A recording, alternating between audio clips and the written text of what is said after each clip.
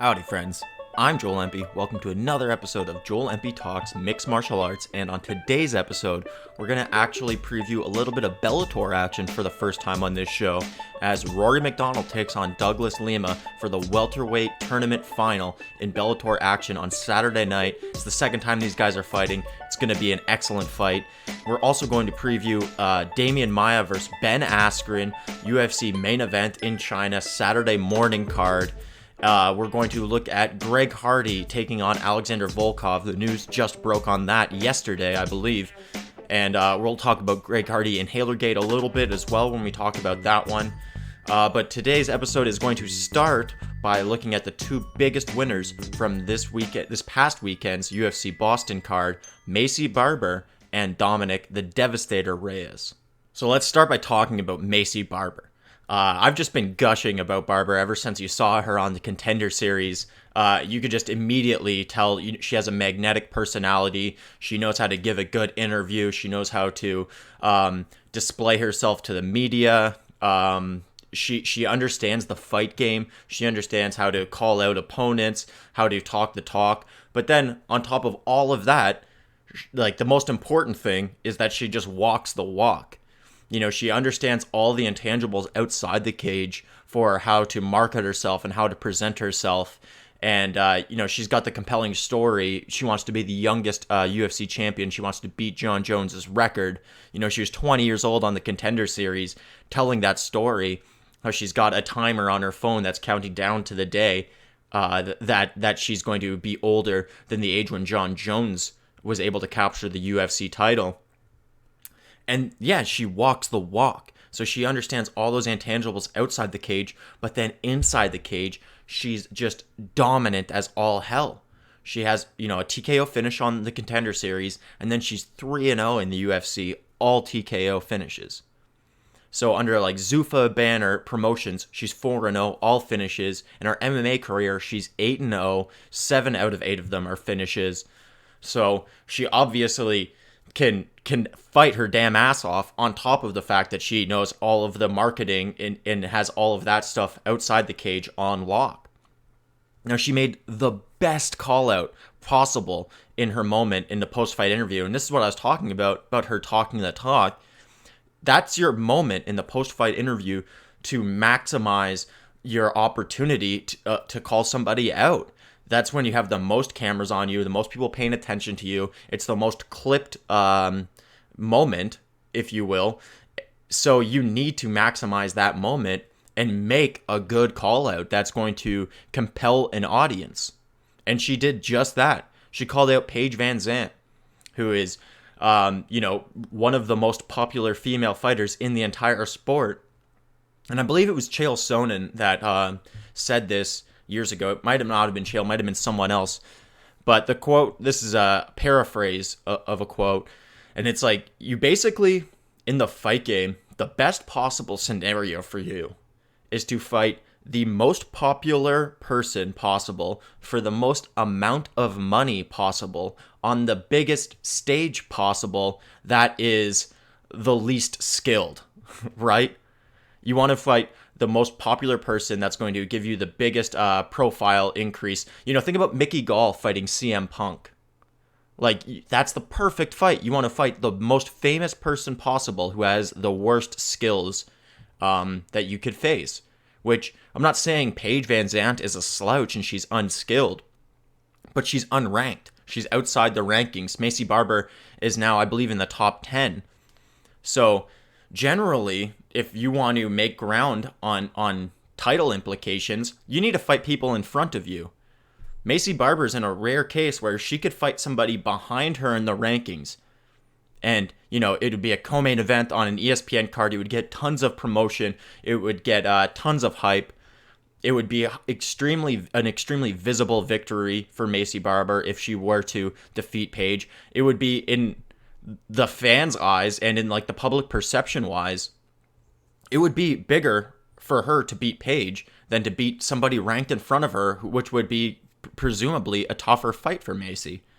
So it's the perfect ideal call out. And I know Paige is trying to not play ball and is trying to avoid it and stuff. But that just looks bad on Paige because it's such a visible story right now. Everybody's going to talk to Paige about it, and it just looks like she's ducking Maycee. So it's not a good look for Paige. And then on Maycee's front, she's just got, she has over 2 years to still, about 2 years, I believe, to break Jon Jones's record. Think about how this timeline could lay out. She beats Paige, let's say, in early 2020. This is like an ideal scenario for Maycee. She gets Paige. I know Maycee said she wants her in December. Probably not going to happen. Let's say January. Maycee gets Paige in January. She beats Paige Van Zandt. And then, because we know Maycee Barber's an intelligent marketer on the spot there, boom, in the post-fight interview, she calls out Antonina Shevchenko, Valentina, champion of the flyweight division's sister. You call out Antonina Shevchenko, and then you go and you get to fight her. And if you beat Antonina Shevchenko, boom, you're in a title fight with Valentina right away.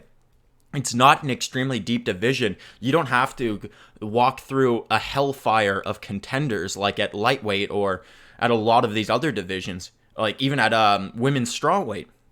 You don't have to walk through a hellfire of contenders to get to the title. You just need to get some momentum behind you, generate some fan interest, and boom, you're gonna get plugged right into a title shot.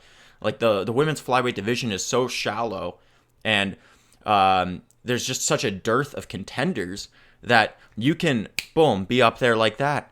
So Maycee Barber could fight back in the rankings, fight Paige Van Zandt, then get a quick fight against Antonina Shevchenko, and then boom, she's in a title fight with Valentina, which I don't think anybody's going to beat Valentina, especially at 125 pounds. Nobody's going to beat her. So I love Maycee Barber, and I think she could probably beat a lot, if not all, of the other girls at flyweight.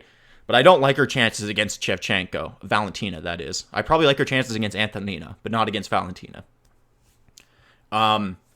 So let's say she fights Paige in early 2020, and then a couple months later, let's say April, May, she could fight Antonina.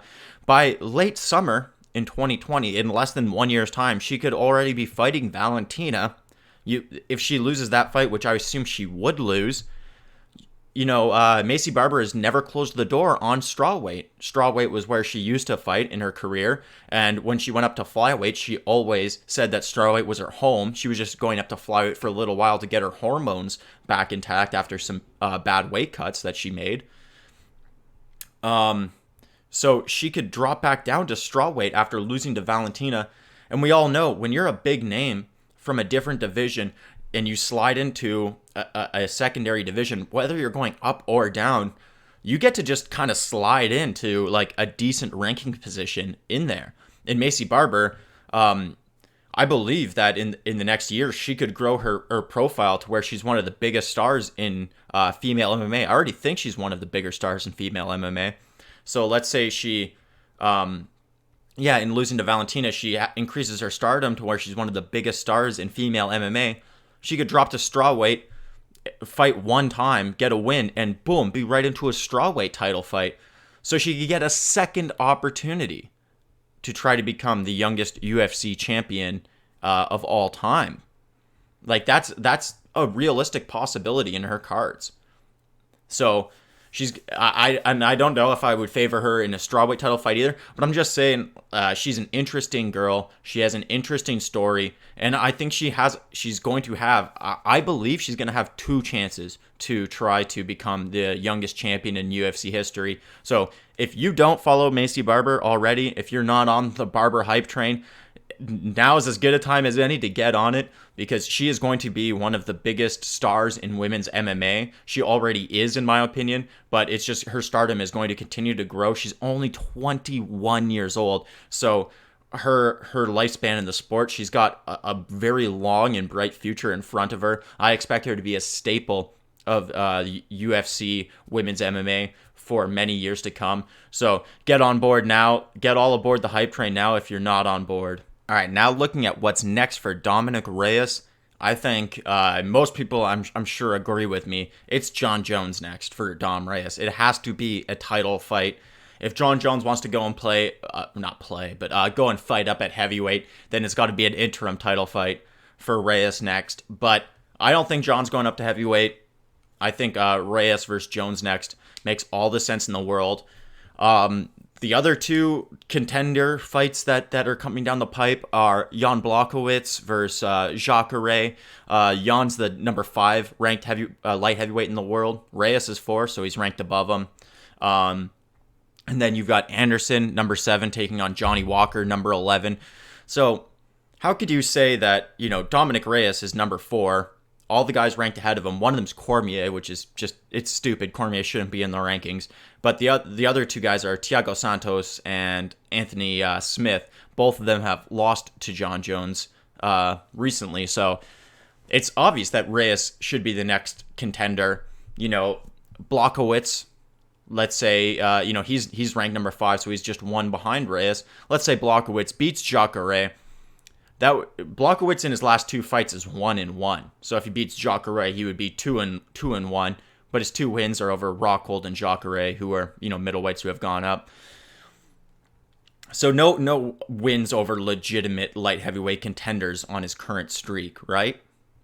And then Anderson versus Walker, it's number 7 versus number 11. How are you going to argue that the winner of number 7 versus number 11 is more deserving than the guy who's at number 4, who is 12-0 in his career, 6-0 in the UFC? It's very obvious that Reyes is the next deserved contender for Jon Jones. And I would say that the winner of, Blachowicz and Jacare should fight the winner of Anderson and Walker and have that be the next contender to challenge for the winner of Reyes and Jones. Right? That makes a lot of sense to me. Now, why Reyes versus Jones is interesting. A lot of people haven't been getting up for the last couple of Jon Jones fights, even though the Santos fight ended up being a really, close and kind of dramatic decision. People haven't been getting up for Jon Jones fights because the contenders haven't been so interesting, and people might be thinking that this Dominick Reyes matchup is similar. It's not Dominick Reyes isn't a big name, so maybe you're not getting up for this matchup in the same way as if he was fighting a big name like Rumble Johnson if Rumble comes back, right?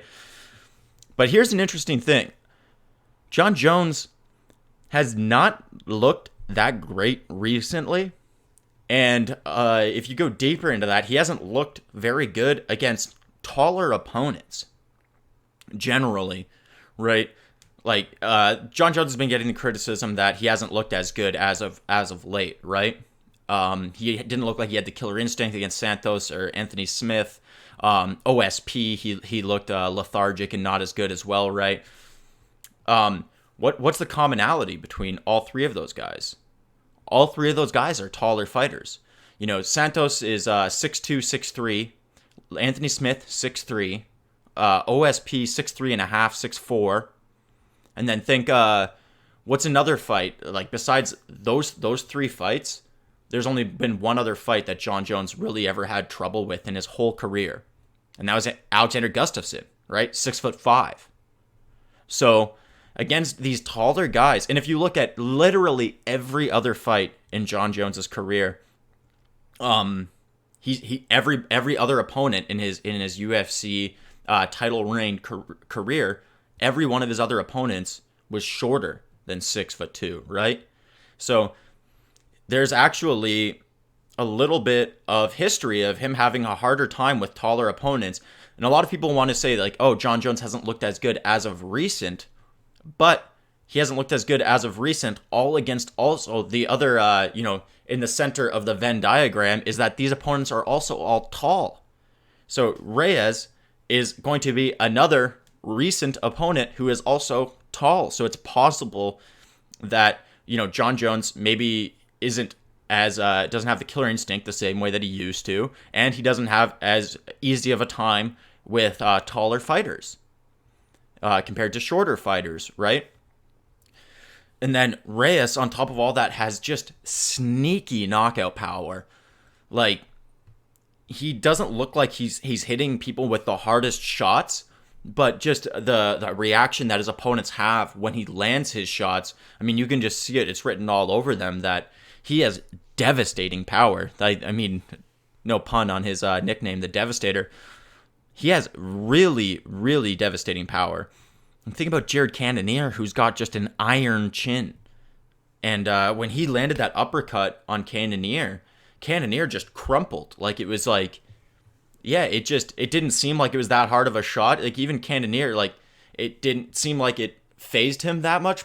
But at the same time, like, his body just couldn't take it. And he just literally, like, crumbled like a tower imploding. So I definitely wouldn't favor Dominick Reyes in a fight against Jon Jones. But I do think that he presents some unique challenges to Jones. You know, he's 6'4", so he's got that height unique advantage. He's got serious KO power. He can throw strikes from more unorthodox angles. He can strike going backwards, going forwards. I think it's an interesting matchup. It's a fight that they need to make next. I really, really strongly believe that this is a compelling contender for Jon Jones. I don't think there's been a really compelling contender for Jon Jones, since he fought Cormier the second time and that fight got overturned. This is the first time where I feel like really, really compelled. You know, I wasn't super compelled for the Gustafsson rematch with Jon Jones or Anthony Smith or Thiago Santos. I'm really compelled to see how this one goes down with Dominick Reyes. This is one of the top probably 5 fights that I need to see in early 2020. I really hope that we get it. I hope that, Jon Jones just accepts the fight. He doesn't screw around too much and flirt with heavyweight at this point, because, if you were going to flirt with heavyweight, you should have done it when Anthony Smith was going to challenge you. Thiago Santos, not a guy who's those guys, Smith and Santos, I shouldn't say blown up middleweights, but they're guys who came up from middleweight, got a little bit of momentum behind them, and then get thrusted in. Whereas Reyes has been a guy who's been grinding, man. He's been grinding at light heavyweight. He's really made it, been an up-and-comer, paid his dues, done things the right way, undefeated. He deserves this shot right now, and it's got to happen next. I can't wait to see it. Now, the breaking news in MMA in the last 24 or so hours is that Greg Hardy is going to fill in on short notice, less than 3 weeks' notice, to fight Alexander Volkov in Russia. I mean, so if you didn't see UFC at Boston this past weekend, Greg Hardy took on Ben Sassoli, and between the second and the third round, he used his inhaler, just like an asthma inhaler. He has asthma. Between rounds, which caused the fight to be deemed a no contest after the fact, because it's illegal to use anything other than water between rounds. You're not allowed to even have Gatorade. So Greg Hardy gets his fight overturned to a no contest from this past weekend, and it was against Ben Sassoli. If you haven't heard of Ben Sassoli, it's because that was his first UFC fight in his entire career. If you look, Hardy has fought 4 guys this year. Their combined UFC record is 2 wins, 7 losses, and 1 no contest. Now, one of those wins is because Greg Hardy was disqualified for throwing an illegal knee, and then the 1 no contest is because Greg Hardy used an inhaler between rounds. Obviously, Greg Hardy isn't very good at following the rules, so it should really be like a 1-9 UFC record, his 4 opponents this year. Now he's fighting Alexander Volkov on short notice. Alexander Volkov, former M1 Global Heavyweight Champion, former Bellator Heavyweight Champion. He's 4-1 in the UFC, all against top-level UFC heavyweights. My point about the records of Hardy's opponents was to make the point that Hardy isn't fighting UFC caliber guys. The UFC's almost getting guys, who are at the very bottom of the UFC's pool, or are getting guys who are outside the UFC's pool and bringing them in to be sacrificial lambs to Greg Hardy's development. Like, they're have been feeding him very winnable contests to try to develop him, and then they push him for his 5th fight in 2019 on less than 3 weeks' notice against the number 7 ranked heavyweight in the world. It just makes no sense. It really boggles the mind that they would be moving him so slowly and incrementally, and then just throw him to like the most unwinnable situation possible. Like, I mean, he's a former NFL player. He's ridiculously big, explosive, strong, powerful. He could land a knockout punch on any human on earth, without a doubt. But, I mean, Volkov has been fighting MMA professionally since 2009. Greg Hardy didn't even get to the NFL until 2010. He's been fighting professionally longer than Greg Hardy's NFL career even began. You know, Greg Hardy's only been training since 2016. Volkov's been fighting professionally since 2009. Like, it's wild. Volkov has 37 fights in his career. Greg Hardy has 7. It boggles the mind. If Hardy does by some miracle win this fight, that's probably the worst possible thing for him. If he wins this fight somehow, then he's never going to be able to take a step back in competition. Not like a real step back. He's always going to be fighting top 15 guys from this point forward. And he hasn't developed enough in his career. He needs a slow roll to the top so that way he can skill build and incrementally and on his way to the top. So that way when he gets to the top 15, he's already had the maximum amount of time. Like, he needs to slow his growth, not speed it up. You don't need to hurry into fighting these top guys because there's no taking a step back. Once you're up there, the toothpaste is out of the tube. You can't put the toothpaste back into the tube. Another metaphor would be like, it'd be like going to the end of a video game. You know, like you're 20% of the way through the video game, like Pokemon, let's say. You've got your first 2 badges and now you're taking on the Elite 4. Like, you don't have the tools necessary to compete with the Elite 4 at that point. You need to get your 3rd badge, your 4th badge, your 5th badge, your 6th, your 7th, your 8th, and then compete against the Elite 4. And even then, it might take you multiple tries to defeat them, right? Like, it's not an exact metaphor, but it's something to that degree. You need to take the time to, like, you need the Master Sword if you want to take on the final boss. You can't just take them on with the freaking Buster Sword. It doesn't work like that. So I think that the best case scenario for Hardy, honestly, is to get starched by Volkov, which Volkov doesn't have that extreme one-punch knockout power. He's more long and voluminous with his punches. I think he's going to TKO Hardy probably in the 2nd or the 3rd round because Hardy clearly doesn't have cardio. I mean, he was exhausted against Ben Sassoli, who's, I mean, the difference in opponent quality. No offense to Ben Sassoli, the Combat Wombat, great nickname, and he's clearly one of those, like a Tai Tuivasa or Mark Hunt type. That's just like you could hit the guy with a baseball bat and he's not going down, and he just loves to bang. He loves to throw hands. So against an opponent like that, if you're Greg Hardy, you have to wrestle that guy. He didn't have that ace in his back pocket. He doesn't have a well-rounded skill set. He just wants to throw hands. He threw a good amount of kicks, I'll give him that, but he just wants to throw down and use his power. And against such a well-seasoned veteran striker like Alexander Volkov, I mean, it does not seem like that's going to be enough for Hardy to get the victory against Volkov.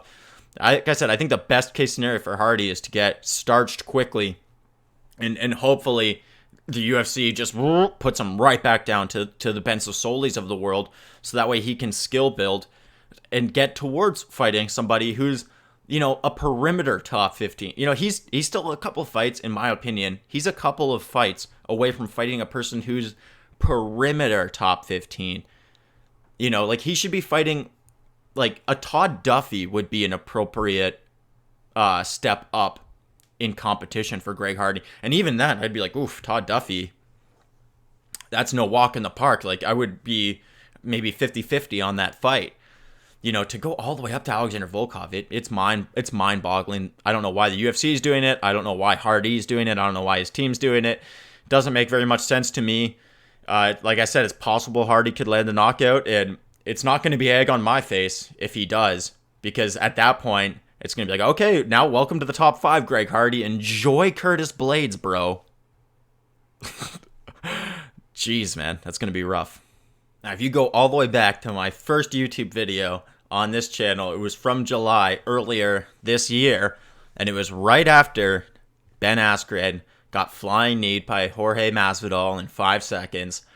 And the video was saying, you know what? Now that Askren has lost to Masvidal, they should do Askren versus Maia. And this weekend on Saturday, that fight is going down. I called it, guys. I called it. The evidence is there.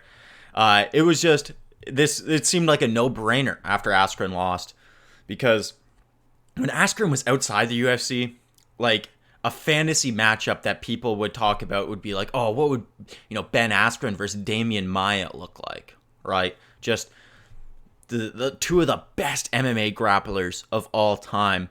Ben Askren is a guy who is probably actually going to offensively wrestle Demian Maia. Nobody's done that before. Think about the streak of losses that Demian Maia had against Woodley, Covington, Usman. All those guys, extraordinarily high-level wrestlers. All of those guys just use their wrestling as anti-wrestling, right? They all just use their wrestling to keep Maia off of them, and then they use their striking to defeat Maia, right? Askren doesn't have the striking to do that. I believe, and I think I'm very much correct in this. I think Maia's got better boxing and better striking generally than Askren does. So Askren, if he tries to fight this, contest this fight on the feet, I don't think he can win there. So Askren's going to have to take this fight to the ground if he wants to win. Taking the fight to the ground against Demian Maia as your path to victory, that doesn't seem like a very plausible path to victory. Maybe Askren's the only guy that might be able to do it, and that's what makes this fight so damn exciting, is that Askren's actually going to take Demian Maia down and play in that world and try to defeat him in that world. Chris Weidman did it. Weidman did it a little bit back in the day. Is Askren going to be able to do it? I don't know. I would be hard-pressed to say that I think so. You're going to give Demian Maia 5 rounds. And, it's like, it would be like standing with a knockout striker. It'd be like standing with Ngannou for 5 rounds. Do you think that if you tell somebody that, okay, X fighter's game plan is going to be to stand with Francis Ngannou for 5 rounds, what do you think the odds are of X fighter's chances to not get knocked out? That's what it's like trying to be 5 rounds on the ground with Demian Maia. Like, try to not get submitted. It's like, it's like standing with Ngannou for 5 rounds straight. Like, your chances of survival are not great. And that's what makes this fight so interesting, is that for once, somebody is going to try to grapple Demian Maia as their avenue to victory. And I believe Demian Maia is going to oblige Askren and allow him to grapple him and try to contest the fight with his submissions. And like I said, I believe that if it's standing, if Askren takes Maia down in that first round and barely slips out of a submission or something, he might want to lean on his stand-up to try to win that fight. And I think that in a bad stand-up, in a bad boxing match, I love Maia's chances. So in general here, I'm going with Maia. I think Maia is either going to get the submission or the decision. He's going to outstrike him on the feet. I think on the ground, Askren's going to dominate the position generally, but Maia just needs to create one sweep. He needs to take the back one time. I mean, you know what I mean? Like, he needs to seize his opportunity once, whereas Askren needs to be on top of his game, minding his P's and Q's for 25 straight minutes if he wants to beat Maia. Askren's ground and pound isn't that violent and dangerous to where I think he's going to be able to TKO Maia. And then obviously I don't like his chances of being able to submit Maia. So I think it's a 25 minutes of Askren having to mind his P's and Q's. And if you're going to, ask me anybody versus Demian Maia, and anybody is going to try to wrestle at Demian Maia for 25 minutes. Do I think Demian Maia is going to get the submission or not get the submission? I'm going to just say generally, I bet Demian Maia will get the submission. So that's how I see this fight going down. I think Maia is going to take it. Should be a fun card. I love these Saturday morning cards. Get up and watch UFC in the morning. Nothing better than that. The other great part about UFC being on in the morning is that the UFC is not competing with Bellator on Saturday night. So Saturday night, you just get to watch Bellator and enjoy the fights over there. If you don't know, the Bellator welterweight tournament final is Saturday night on DAZN. Douglas Lima versus Rory MacDonald 2. And this is a barn burner of a fight. Rory MacDonald obviously is one of the biggest names in the welterweight division, former UFC title contender, and he's taking on Douglas Lima for the second time. And their first fight was a classic, man, an absolute classic that came down to the fifth and final round, where Rory was just able to squeak it out. Rory had taken so many leg kicks. His leg was busted up. I believe it was broken badly. He couldn't even stand on it. And Lima was on top of Rory in the fifth and final round. But it was too little, too late for Lima, and he couldn't win the decision. Now, Rory, since that Robbie Lawler title loss several years ago, has, in my opinion, just has never really looked the same.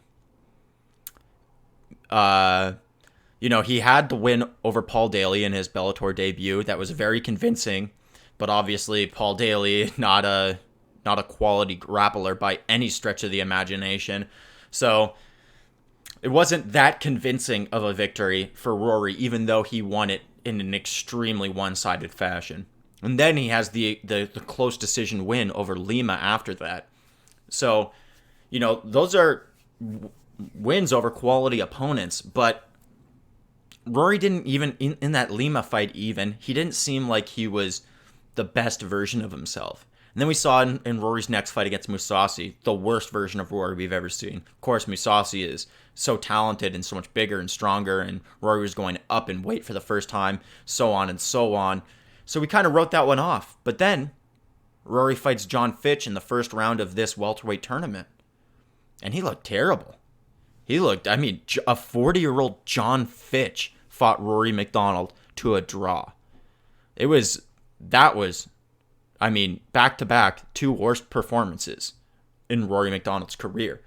And then he fights Neiman Gracie, who's a guy that a younger Rory, would have just cut through Neiman Gracie like a hot knife through butter. He would have sawed that guy down in 1 or 2 rounds. And, he wins by decision. Meanwhile, in the 2 fights since Lima took on MacDonald, Lima's taken on Andrei Koreshkov, and Lima looked like the best version of Lima we've ever seen. And then Lima took on Michael Venom Page in MVP's first huge step up in competition. That was a really highly anticipated fight. That was one of the fights that I was looking forward to the most all year. And I loved it. It lived up to the hype. Lima gets a phenomenal, I believe it was second round KO on MVP in that one. And I just think Lima right now is looking better than he ever has. I think he's peaking right now in his career. I really think that Lima is just at the peak in his career right now, where his striking is just so violent and powerful and devastating, and his takedown defense is up there now. The only way that people have really been able to beat Lima is by avoiding his striking and using their wrestling, and just being anti Lima's jiu-jitsu, just using your almost like a game plan that people utilize to defeat the Diaz brothers. Almost that type of a game plan where you're just avoiding danger at all costs. Lima's just dangerous. He's so dangerous everywhere. And the real way to beat him is just to avoid the danger. And I just don't know if Rory has it in him anymore. I think that Lima's better than he was the last time they fought. And I don't know if Rory's better. I think he's the same or maybe a little bit worse. And I think that this is going to be a big coming out party for Lima in a way. I mean, a lot of people who are deep in MMA are woke to Lima at this point. But an emphatic win over Rory MacDonald in a Bellator welterweight tournament final where 50 Cent has $1 million on the line, that would be huge for the public perception of where Lima is at in the grand scheme of welterweight rankings. I think right now Lima is a top 5 welterweight on earth and maybe even the best welterweight. And if he goes out there and beats Rory in an impressive fashion, then everybody else is going to agree. It's a big stage, it's a big opportunity, it's a big moment, it's a big opponent. Everything is set up for Lima to break through to the next level because he doesn't talk shit, because he's in Bellator and there's just so much good MMA on that, like, a lot of the times these Bellator cards can get lost in the shuffle. I'm not going to lie, I didn't even realize it was this weekend, the Bellator welterweight final, until just a couple of days ago. And, this is a fight that I've been looking forward to ever since they fought the first time, because I thought, man, if Lima gets the rematch, Lima's going to take Rory out. And I think that's what's going to happen. I think Lima's going to take Rory out, TKO. I think he's going to do it rather quickly in the first couple of rounds. And if he does, it's off to the races for Lima.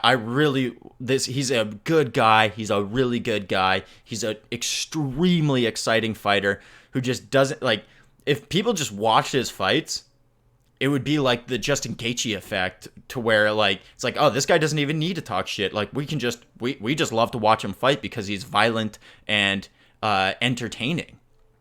And that's where Lima can get to with a big win over Rory this weekend, and I think he's going to do it. So that does it, folks, for this episode of Joel Empey Talks Mixed Martial Arts. Please like the video if you did enjoy it. Please subscribe to my channel. Comment below who you think is going to win the fight between Maia and Askren, who you think is going to win the fight between Lima and MacDonald. Anything you thought about anything that I said on today's episode, just comment it all below. I'm happy to get back and forth with you guys in the comments. Please follow me on Twitter at Empey Talks, and until next time, cheers, friends.